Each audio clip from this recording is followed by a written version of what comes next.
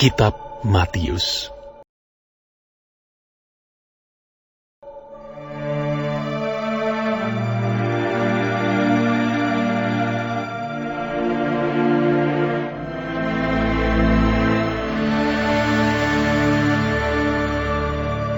Inilah silsilah Yesus Kristus anak Daud, anak Abraham. Abraham memperanakan Ishak, Ishak memperanakan Yakub, Yakub memperanakan Yehuda dan saudara-saudaranya, Yehuda memperanakan Peres dan Zerah dari Tamar, Peres memperanakan Hezron, Hezron memperanakan Ram, Ram memperanakan Aminadab, Aminadab memperanakan Nahason, Nahason memperanakan Salmon, Salmon memperanakan Boas dari Rahab, Boas memperanakan Obed dari Rut, Obed memperanakan Isai, Isai memperanakan Raja Daud, Daud memperanakan Salomo dari istri Uria, Salomo memperanakan Rehabeam, Rehabeam memperanakan Abia, Abia memperanakan Asa, Asa memperanakan Yosafat, Yosafat memperanakan Yoram, Yoram memperanakan Uzia, Uzia memperanakan Yotam, Yotam memperanakan Ahas,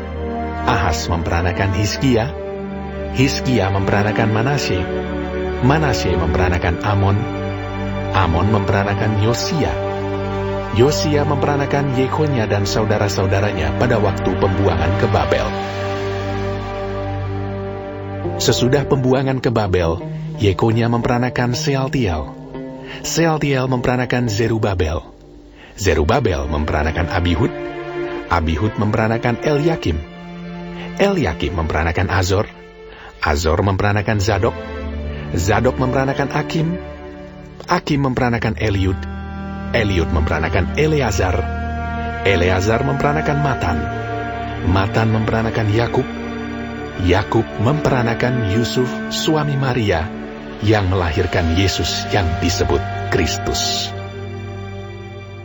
Jadi seluruhnya ada 14 keturunan dari Abraham sampai Daud, 14 keturunan dari Daud sampai pembuangan ke Babel, dan 14 keturunan dari pembuangan ke Babel sampai Kristus.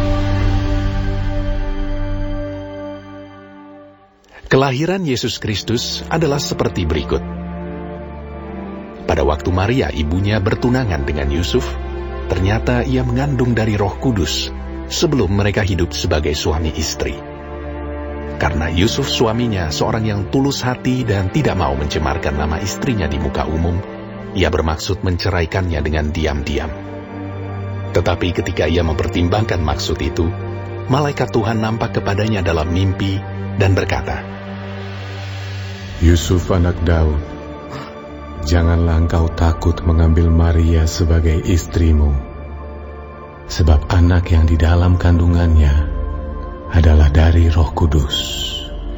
Ia akan melahirkan anak laki-laki, dan engkau akan menamakan dia Yesus, karena dialah yang akan menyelamatkan umatnya dari dosa mereka. Hal itu terjadi supaya genaplah yang difirmankan Tuhan oleh Nabi. Sesungguhnya anak darah itu akan mengandung dan melahirkan seorang anak laki-laki, dan mereka akan menamakan dia Immanuel, yang berarti Allah menyertai kita. Sesudah bangun dari tidurnya, Yusuf berbuat seperti yang diperintahkan malaikat Tuhan itu kepadanya. Ia mengambil Maria sebagai istrinya, tetapi tidak bersetubuh dengan dia sampai ia melahirkan anaknya laki-laki, dan Yusuf menamakan dia Yesus.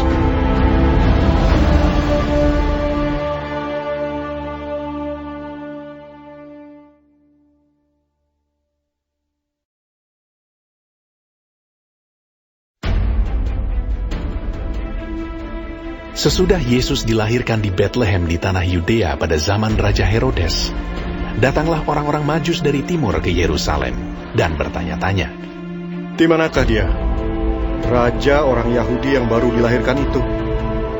Kami telah melihat bintangnya di timur, dan kami datang untuk menyembah dia." Ketika Raja Herodes mendengar hal itu, terkejutlah ia beserta seluruh Yerusalem. Maka dikumpulkannya semua imam kepala dan ahli Taurat bangsa Yahudi. Lalu dimintanya keterangan dari mereka, di mana Mesias akan dilahirkan. Mereka berkata kepadanya, "Di Betlehem, di tanah Yudea. Karena demikianlah ada tertulis dalam kitab Nabi. Dan engkau, Betlehem, tanah Yehuda, engkau sekali-kali bukanlah yang terkecil di antara mereka yang memerintah Yehuda. Karena daripadamulah akan bangkit seorang pemimpin yang akan menggembalakan umatku Israel." Lalu dengan diam-diam Herodes memanggil orang-orang Majus itu, dan dengan teliti bertanya kepada mereka, bila mana bintang itu nampak. Kemudian ia menyuruh mereka ke Betlehem. Katanya, "Pergi dan selidikilah dengan seksama hal-hal mengenai anak itu. Dan segera sesudah kamu menemukan dia, kabarkanlah kepadaku, supaya aku pun datang menyembah dia."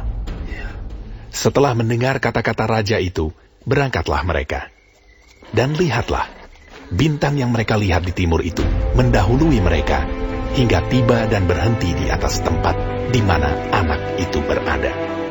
Ketika mereka melihat bintang itu, sangat bersukacitalah mereka.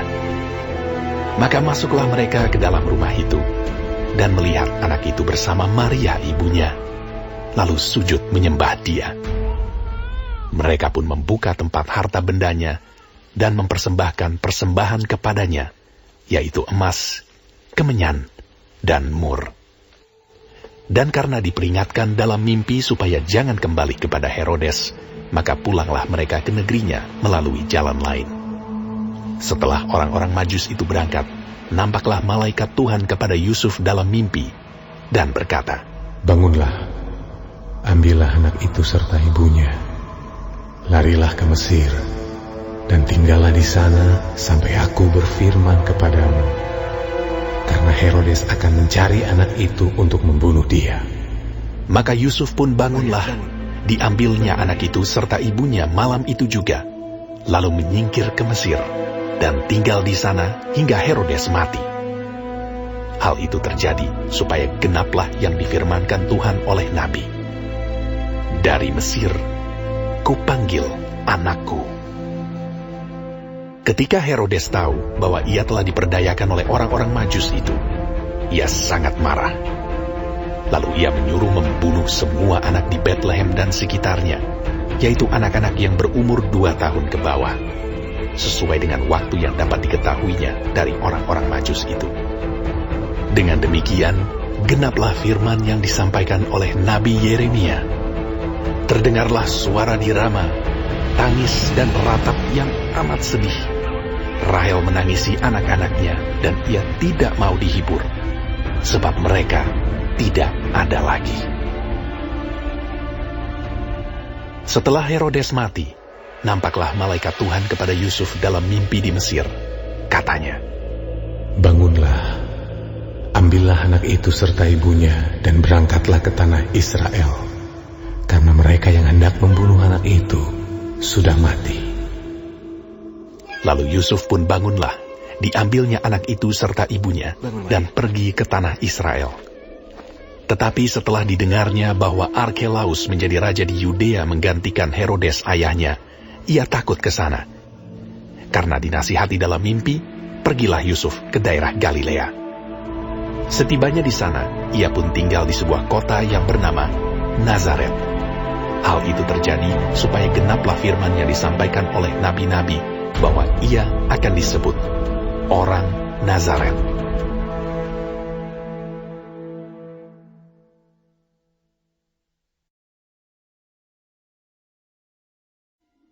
Pada waktu itu, tampillah Yohanes Pembaptis di padang gurun Yudea dan memberitakan, "Bertobatlah, sebab kerajaan sorga sudah dekat." Sesungguhnya dialah yang dimaksudkan Nabi Yesaya ketika ia berkata, "Ada suara orang yang berseru-seru di padang gurun, persiapkanlah jalan untuk Tuhan, luruskanlah jalan baginya." Yohanes memakai jubah bulu unta dan ikat pinggang kulit, dan makanannya belalang dan madu hutan. Maka datanglah kepadanya penduduk dari Yerusalem, dari seluruh Yudea, dan dari seluruh daerah sekitar Yordan. Lalu sambil mengaku dosanya, mereka dibaptis oleh Yohanes di sungai Yordan. Tetapi waktu ia melihat banyak orang Farisi dan orang Saduki datang untuk dibaptis, berkatalah ia kepada mereka, "Hai kamu, keturunan ular beludak! Siapakah yang mengatakan kepada kamu bahwa kamu dapat melarikan diri dari murka yang akan datang? Jadi, hasilkanlah buah yang sesuai dengan pertobatan. Dan janganlah mengira bahwa kamu dapat berkata dalam hatimu, Abraham adalah bapa kami. Karena aku berkata kepadamu, Allah dapat menjadikan anak-anak bagi Abraham dari batu-batu ini. Kapak sudah tersedia pada akar pohon, dan setiap pohon yang tidak menghasilkan buah yang baik pasti ditebang dan dibuang ke dalam api. Aku membaptis kamu dengan air sebagai tanda pertobatan. Tetapi ia yang datang kemudian daripadaku lebih berkuasa daripadaku, dan aku tidak layak melepaskan kasutnya. Ia akan membaptiskan kamu dengan Roh Kudus dan dengan api. Alat penampi sudah di tangannya. Ia akan membersihkan tempat pengirikannya dan mengumpulkan gandumnya ke dalam lumbung. Tetapi debu jerami itu akan dibakarnya dalam api yang tidak terpadamkan." Maka datanglah Yesus dari Galilea ke Yordan kepada Yohanes untuk dibaptis olehnya. Tetapi Yohanes mencegah dia, katanya, "Akulah yang perlu dibaptis olehmu, dan engkau yang datang kepadaku." Lalu Yesus menjawab, katanya kepadanya, "Biarlah hal itu terjadi, karena demikianlah sepatutnya kita menggenapkan seluruh kehendak Allah." Dan Yohanes pun menurutinya. Sesudah dibaptis, Yesus segera keluar dari air, dan pada waktu itu juga langit terbuka, dan ia melihat Roh Allah seperti burung merpati turun ke atasnya. Lalu terdengarlah suara dari sorga yang mengatakan, "Inilah anakku yang kukasihi, kepadanya lah aku berkenan."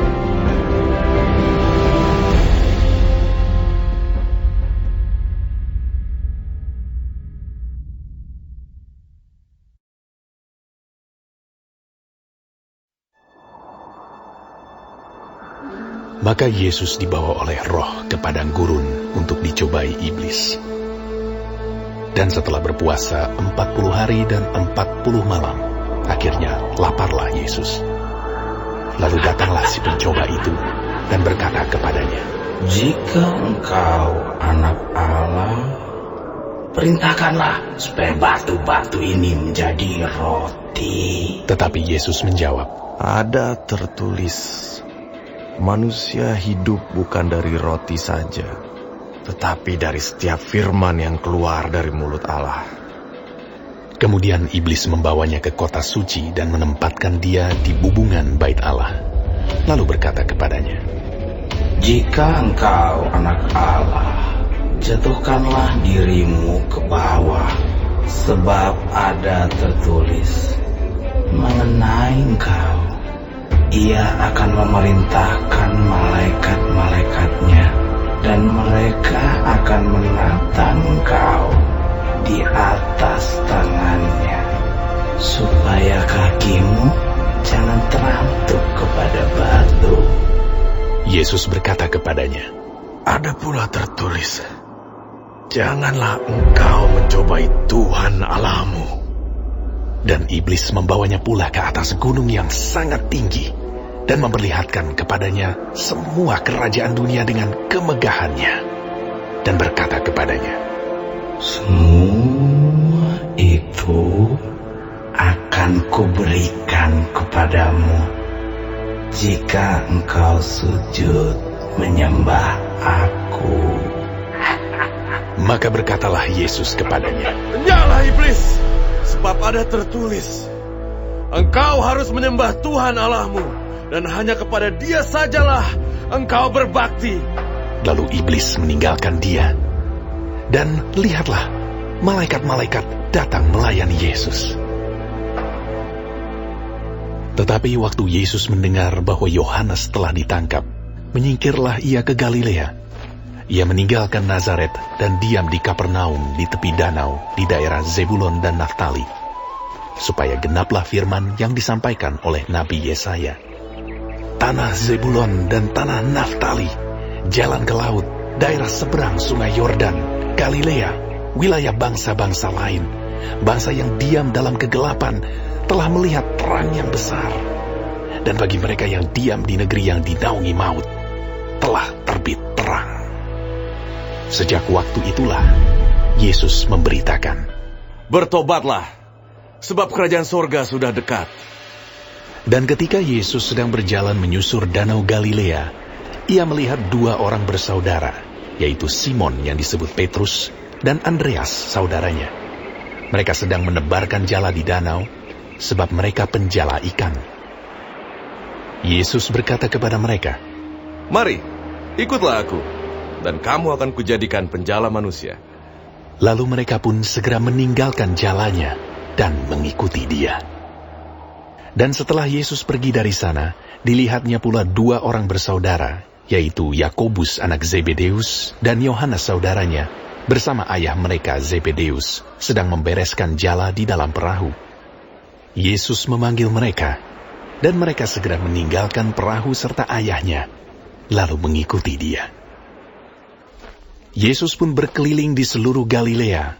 Ia mengajar dalam rumah-rumah ibadat dan memberitakan Injil Kerajaan Allah, serta melenyapkan segala penyakit dan kelemahan di antara bangsa itu.